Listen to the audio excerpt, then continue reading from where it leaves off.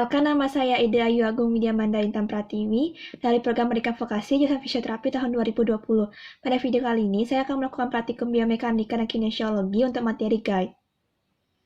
Guide cycle dibagi menjadi dua, yaitu stance dan juga swing.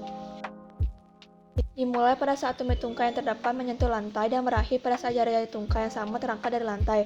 Ini mengambil 62% dari setiap siklusnya. Saat inisial kontak, terang lurus di antara dua tungkai, pelvis media rotasi pada sisi inisial kontak, hip fleksi 30 hingga 49 derajat dan media rotasi, knee sedikit fleksi, tibia lateral rotasi, ankle 0 derajat dengan foot supinasi dan hind foot eversi. Lalu untuk loading respon atau foot flat, terangnya lurus dengan stance leg, pelviknya drop sedikit pada samping swing leg dan media rotasi pada samping yang sama, hip fleksi dan lateral rotasi bergerak ke ekstensi, knee-nya fleksi 15 hingga 25 derajat, tibianya mengalami media rotasi mulai bergerak ke depan, dan ankle-nya mengalami plantar fleksi, lalu hind foot-nya mengalami inversi. Lalu berikutnya mid stance dengan terangnya mengalami lurus pada stance leg, pelviknya sedikit drop pada sisi swing leg, hipnya maksimal extension 10 hingga 15 derajat dengan lateral rotasi, knee-nya mengalami fleksi, forefoot-nya mengalami pronasi, dan hindfoot-nya mengalami inversi. Lalu berikutnya terminal stance dengan terangnya awalnya lurus dengan tungkai dan bergerak ke stance leg, pelviknya awalnya rotasi kemudian bergerak ke sisi swing leg, hipnya netral sedikit media rotasi, knee-nya ekstensi, tibia lateral rotasi, lalu ankle-nya plantar fleksi, sedangkan forefoot-nya awalnya kontak dengan lantai lalu bergerak ke depan, lalu kontak dengan lantai kembali, lalu forefoot-nya bergerak dari inversi ke eversi. Lalu untuk tahap terakhir dari fase stance yaitu pre-swing dengan terangnya lurus, pelviknya rotasi ke posterior, hipnya ekstensi dan sedikit media rotasi, lalu knee-nya fleksi ke 30 hingga 35 derajat, dan ankle foot-nya plantar fleksi sebab COG anterior hip. Lalu ada fase swing yang dimulai dari pull off dan berakhir dengan heel strike dan merupakan 38% dari keseluruhan pola berjalan. Yang pertama ada initial swing dengan terangnya lurus dengan stance leg, pelviknya mengalami media rotasi atau forward rotasi 5 derajat, hipnya fleksi 30 hingga 60 derajat, lalu ankle-nya mengalami plantar fleksi menuju dorsifleksi, lalu forefoot-nya mengalami continuous supinasi dan hindfoot-nya mengalami eversi. Lalu berikutnya ada mid swing dengan terangnya lurus dengan stance leg, pelviknya mengalami media rotasi atau forward rotasi 5 derajat, dengan hipnya continuous fleksi dan media rotasi, dengan knee-nya continuous fleksi, ankle-nya mengalami posisi anatomis 90 derajat, forefoot-nya mengalami supinasi dan hindfoot-nya mengalami eversi.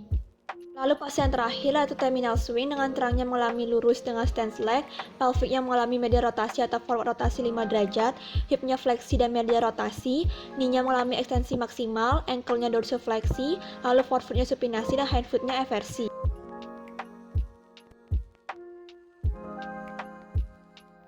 Antalgic gait, gaya berjalan yang akibat nyeri lutut yang terjadi dengan ciri penurunan pembebanan pada sisi yang terkena, ditandai dengan pasien berjalan pincang, yang bergerak lebih cepat pada sisi yang sakit dan berkurang fase stance. Lalu ada Trendelenburg gait yang disebabkan oleh kelemahan dari hip abductor, terutama pada otot gluteus, yang menyulitkan penderita untuk menopang berat badannya, ditandai dengan condong ke arah lateral pada sisi di mana tubuh bertumpu.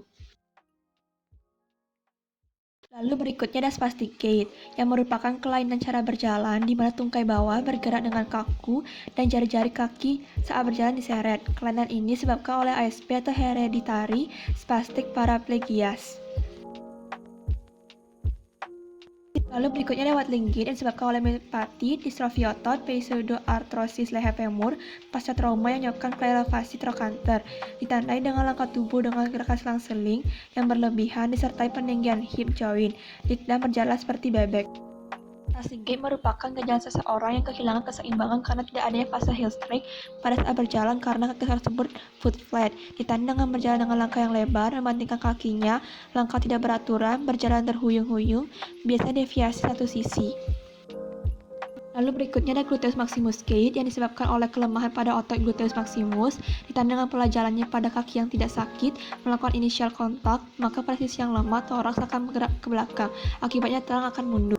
Lalu berikutnya ada plantar flexor gait yang diakibatkan oleh kelemahan pada otot plantar flexor sehingga berkurang atau tidak ada push off pada waktu fase stance, sehingga fase stance berkurang yang menyebabkan langkah berjalan menjadi lebih pendek. Lalu ada Parkinson gait, di mana posisi atau keadaan dari leher, tulang belakang, dan kedua lutut pasien dalam keadaan fleksi. Cara jalannya terburu-buru atau mengambil langkah pendek yang cepat. Kedua lengannya dalam keadaan kaku dan tidak mempunyai kaki asosiasi yang normal pada saat berjalan.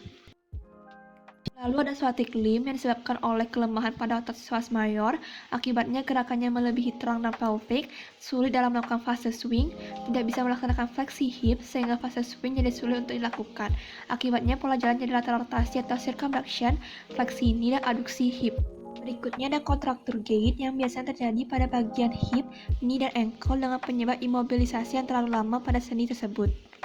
Lalu berikutnya ada arthrogenic gait yang disebabkan oleh kekakuan pada hip atau knee dengan pola jalan pada kaki yang sakit, gerakannya sirkumduksi, pada kaki yang sehat lebih mencondongkan plantar fleksi sehingga hip lebih tinggi pada normal untuk kompensasi. Short leg gait disebabkan oleh pendeknya salah satu tungkai.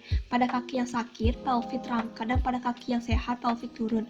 Pada kaki yang sakit, pada saat mid stance, kaki supinasi untuk memanjangkan tungkai. Hemiplegic gait yaitu tungkai yang sakit tampak kaku dan diayunkan pada panggul dengan gerakan setengah lingkaran. Pasien akan condong ke sisi yang sakit, jari kaki pada tungkai yang sakit cenderung fleksi sehingga diperlukan gerakan abduksi dan sirkumduksi dari ekstremitas untuk menggerakkan ke depan. Lalu ada step-based gait di mana gerakan untuk tinggi dan kaki terkulai kalau tungkai diangkat dengan jari-jari kaki terseret, dapat menyebabkan skoliosis dan juga penurunan mobilitas pada tulang belakang. Lalu ada limping gait di mana adanya rasa nyeri pada salah satu ekstremitas bawah di mana pasien meletakkan ekstremitas yang sakit dengan pelan-pelan. Langkah-langkahnya pendek agar kaki yang sakit secepat mungkin bebas dari bebannya. Tungkai yang sehat dilangkahkan dengan cepat ke depan dan dihantarkan kuat-kuat ke lantai. Astasia abasia merupakan atasia histerikal dengan inkoordinasi yang aneh, sehingga penderita tidak mampu berdiri atau berjalan, padahal semua tungkainya dapat digerakkan dengan normal ketika pasien duduk atau berbaring. Lalu yang terakhir ada drunken gait, di mana gaya berjalan terhuyung-huyung pada alkoholisme akut, keracunan obat, dan juga tumor otak.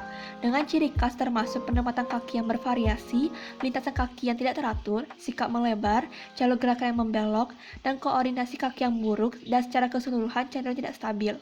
Sekian video saya mengenai guide cycle, mohon maaf apabila ada kesalahan, terima kasih.